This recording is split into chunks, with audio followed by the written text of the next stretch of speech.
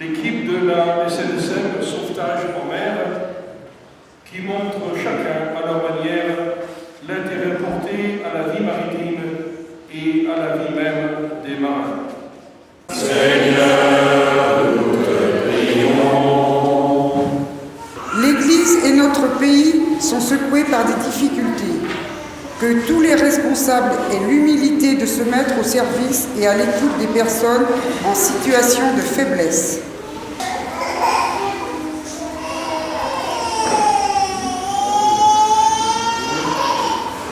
Le marin sur la mer est un enfant heureux. Dans toute la plénitude de ses moyens, il dirige son bateau, le maîtrise et le sent vibrer. Dans les jardins et sur les tables des maisons, les fleurs embellissent la vie quotidienne. Seigneur, bénis ces fleurs que nous te présentons en souvenir de nos marins disparus et donne à chacun de nous de savoir mettre de la couleur dans notre vie et de fleurir notre monde si souvent assombri.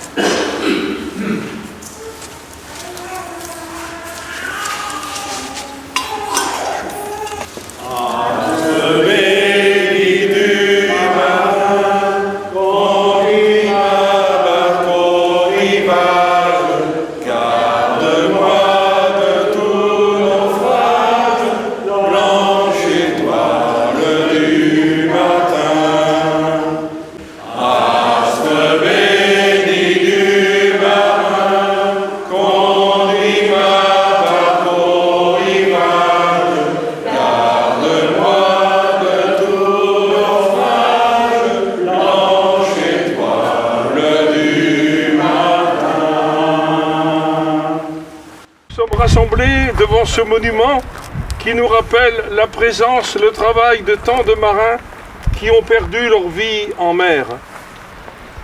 Nous te louons, Seigneur, pour toutes les familles que la mer a endeuillées. Et nous te prions, Seigneur, pour la communauté maritime de l'Herbaudière et ceux de la côte vendéenne qui ont connu des naufrages.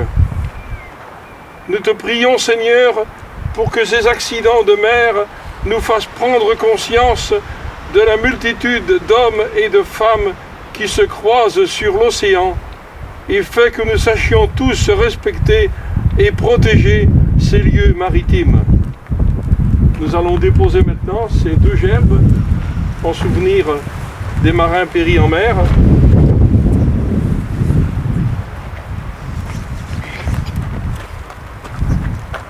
Des familles pleurent un être cher, des marins n'oublieront jamais leurs copains qu'ils ont vus partir au loin et disparaître. Seigneur, donne-nous le courage de surmonter les difficultés et les épreuves. Reste avec nous dans les moments où nous serions tentés de douter de la vie et de toi. Seigneur, donne assez de clarté et d'imagination aux marins et à tous ceux qui travaillent dans ce milieu, pour continuer à y vivre dans la confiance et ne pas avoir peur de l'avenir. Seigneur, fais que nous prenions conscience de la vigilance et de la protection nécessaires pour que nous puissions naviguer en toute sécurité, admirer et profiter des bienfaits de l'océan. Nous te le demandons à toi, Seigneur, qui vis et règne pour les siècles des siècles, au nom du Père, du Fils et du Saint-Esprit. Amen.